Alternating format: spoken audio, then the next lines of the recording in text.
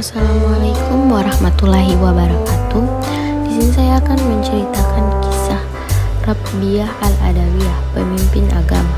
Rabiah diperkirakan lahir antara tahun 713 sampai 717 Masehi atau 95 sampai 99 Hijriah di kota Basrah, Irkat, dan meninggal sekitar tahun 801 Masehi atau 185 Hijriah. Ia dilahirkan dari keluarga yang sangat miskin dan merupakan anak keempat dari 4 bersaudara, sehingga ia dinamakan Rabiah, berarti anak keempat. Latar belakang: ayahnya bernama Ismail. Ketika malam menjelang kelahiran Rabiah, keadaan ekonomi keluarga Ismail sangatlah buruk, sehingga ia tidak memiliki uang dan penerangan untuk menemani istrinya yang akan melahirkan. Sejak kecil, Rabiah sudah dikenal sebagai anak yang cerdas dan taat beragama. Beberapa tahun kemudian, ayahnya Ismail meninggal dunia, kemudian disusul oleh ibunya, sehingga Rabiah dan ketiga saudara perempuannya menjadi anak yatim piatu. Ayah dan ibunya hanya meninggalkan harta berupa sebuah perahu yang kemudian digunakan Rabiah untuk mencari nafkah. Rabiah bekerja sebagai penarik perahu yang menyeberangkan orang dari tepi sungai Dajlah ke tepi sungai yang lain. Sementara ketiga saudara perempuannya bekerja di rumah, menenun kain atau memintal benang. Nama lengkapnya adalah Rabiah binti Ismail al-Adawiyah al-Basriyah. Rabiah merupakan sufi wanita beraliran Sunni pada masa dinasti Umayyah yang menjadi pemimpin dari murid-murid perempuan, dan Zahidah yang mengabdikan diri untuk penelitian hukum kesucian, yang sangat takut dan taat kepada Tuhan.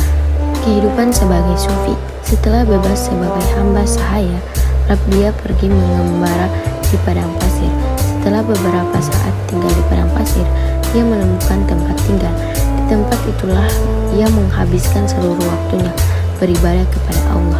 Rabiah juga memiliki majelis yang dikunjungi banyak murid. Majelisnya itu juga sering dikunjungi oleh Zaid lain untuk bertukar pikiran. Di antara mereka yang pernah mengunjungi majelis Rabiah adalah Malik bin Dinar, wafat 748 atau 130 Hijriah. Sufyan as-Sawri, wafat 778 atau 161 Hijriah, dan Syakik al-Balkhi, wafat 810 atau 194 Hijriah.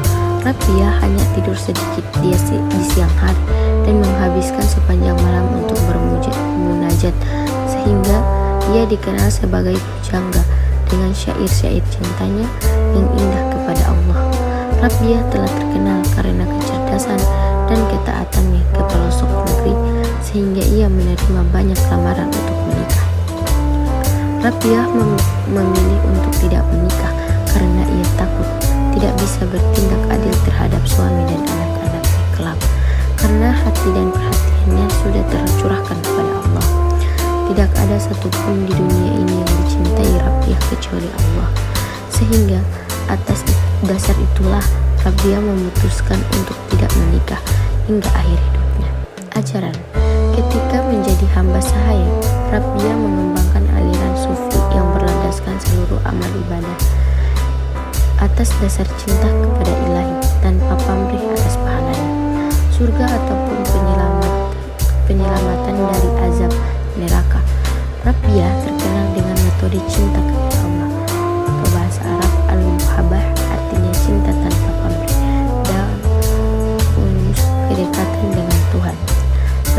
Perkataan mistik Rabiah menggambarkan kesalehan dirinya, dan banyak di antara mereka yang menjadi kiasan atau kata-kata hikmah yang tersebar luas di wilayah negara Islam. Rabiah al-Adawiyah terkenal zahid atau tak tertarik pada harta dan kesenangan duniawi, dan tidak pernah mau meminta pertolongan kepada orang lain. Ketika ia ditanya orang mengapa ia bersikap Rabiah menjawab, "Saya malu meminta sesuatu pada Dia yang memilikinya, apalagi pada orang-orang yang bukan menjadi pemilik sesuatu itu. Sesungguhnya Allah memberi rezeki kepadaku dan kepada mereka yang kaya. Apakah Dia memberi rezeki kepada orang yang kaya? Tidak memberi rezeki kepada orang-orang miskin. Sekiranya Dia menghendaki begitu, maka kita harus menyadari posisi kita sebagai hamba-Nya dan haruslah kita menerimanya dengan hati reda." Berbeda dari para zahid atau sufi yang mendahului dan sezaman dengannya, Rabiah dalam menjalankan tasawuf itu bukanlah karena dikuasai oleh perasaan takut kepada Allah atau takut kepada neraka. Hatinya penuh oleh perasaan cinta kepada Allah sebagai kekasihnya. Para ulama tasawuf memandang Rabiah sebagai tonggak penting perkembangan tasawuf dari fase dominasi emosi takut kepada Allah menuju fase dominasi atau mengembangkan emosi cinta yang maksimal kepadanya. Tingkat kehidupan zuhud yang tadinya diterkan oleh Hasan al-Basri sebagai ketakutan dan pengharapan kepada Allah telah dinaikkan makanya oleh Rabiah sebagai zuhud karena cinta kepada Allah. Rabiah telah membuka jalan ma'rifat ilahi sehingga ia menjadi teladan bagi para cendekiawan muslim seperti Sufyan at-Tsauri, Rabbah bin Amr al-Qashqai dan Malik bin Dinar. Akhir hidup. Sekembalinya Rabiah dari Mekkah untuk melaksanakan ibadah haji, kesejahteraan Rabiah mulai menurun. Ia tinggal bersama sahabatnya Abdah binti Abin Sawal yang telah menemaninya dengan baik hingga akhir hidupnya. Rabiah tak pernah mau menyusahkan orang lain sehingga ia meminta kepada Abdah untuk membungkus jenazahnya dengan kain kafan yang telah ia sediakan sejak lama. Menjelang kematiannya, banyak orang-orang saleh ingin mendampinginya, namun Rabiah menolak. Rabiah diperkirakan meninggal pada usia 83 tahun pada tahun 801 Masehi atau 1185 Hijriah dan dimakamkan di Basra, Irak.